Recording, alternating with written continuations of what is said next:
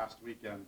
Tough first game, maybe Potomac going off there in the first period, but your team rebounding on Saturday, and for three of your biggest players, Maddie with the shutout, Gabby and Sid with goals, for them to step up in that game, I thought that really stood out, and it was an impressive win. Yeah, moving quickly past Friday night. That was it was a bad game for us, flat out. So to respond the way we did on Saturday was exactly what we wanted to see. Scored a minute and a half into the game. I think that gave us a little bit of breathing room, got our confidence back. But it was tough. It was back and forth the whole time. Maddie made amazing saves all weekend long. 50 on Friday, 35 on Saturday. First time Minnesota's been shut out in a loss at Ritter since 2014. So that's a statement game. We really needed it because of Friday, and we feel good about the way we played on Saturday, but we can't have any more Fridays. I was going to ask, Saturday had to be really encouraging to bounce back, but Yep. we're kind of getting to the time of year where you're not going to have those opportunities to always bounce back. I'm wondering what the discussion, overall with the team was about the weekend, what you take out of it. Yeah, I think, when we play the Gophers, there's so many emotions, so many people, so many fans, family members, old teammates, old teams, little kids, everybody going down to Ritter, and I think it's a bit of a distraction. And so controlling your emotions going into the game, worrying about playing hockey and staying focused on the game because they play well there. I mean, the Gophers come out on Friday night. That was one of the best games I've ever seen them play. But we weren't doing basic things right. So that tells me that our heads were somewhere else. So on Saturday, I think we just had a much better approach. That happens when you get your butt kicked. We're a competitive group. We know we're a good team. So I was happy to see us flip the script on Saturday and get it done. And, you think about we've got 3 series left, then the playoffs. Beyond that, it's 1 games, right? 1 game matchup. So you have to be able to win that 1 game. And so I think it's a good lesson to have learned because the final face-off is down at Ritter. So the more comfortable we can get with success down there and figuring things out, the better off we'll be down the stretch. It's an important lesson because history shows at some point you're going to play the Gophers in another one and done at Ritter, right? Potentially, could be anybody, but just handling it's the Gophers, but it's also the atmosphere down there with so many of our kids being from that area and having the lights on and the crowd, and it's a Big Ten experience. The band's great and it's fun, but we just have to be able to handle that a little bit better, and I know we will moving forward. Ohio State this weekend, that I feel like we're continuing a little bit of a redemption tour and just seeing how this will be a good measuring stick too to see how far this team has grown from the last time you saw them in Columbus, right? Yeah, big weekend for us. Love playing the Buckeyes here at home. It's a tough building to play at on the road, and that showed in our results.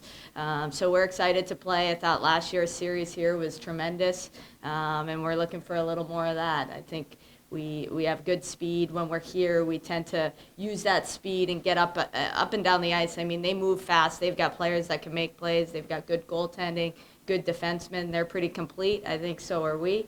So I think it's a good matchup. Another potential playoff matchup as well. Are you curious to see how your team handles that first night again on Friday after what happened in Minneapolis? Oh, yeah. Not even after what happened in Minneapolis, just in general. I think Friday's games are really important. It's at 3 o'clock, which is, I think our first 3 o'clock while school's been going on, so that's something to get adjusted to. But I think setting the tone early and keeping it going. So it just can't be, hey, 20 minutes, first period, we're back at home. Got to be able to put the pedal to the metal and continue that on and view it as more like 6 periods. And I mean, I like the way we play here. I know our kids will be jacked up, but it's got to be controlled and it's got to be with a purpose.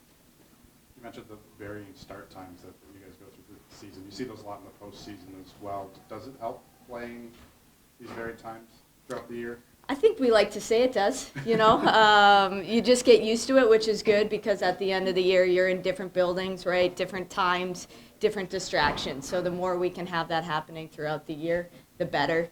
I like routine as well, so when you can have routine, that's helpful. But I think you do need these changes here and there to keep our kids on our toes.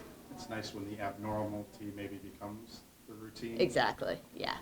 The Buckeyes, what stands out to you about this squad this year? They can score goals. They're getting a lot of goal scoring from a lot of different areas up and down the lineup. So it's not just a Maltese Skaggs group. It's a lot of other people. So they're getting that secondary scoring that they've been looking for. I think their defense is underrated. I think they're really strong in the D zone. I think Brantley's having a good season. Or Wallace played last weekend too. So like I said, I think they're complete. I think they're confident.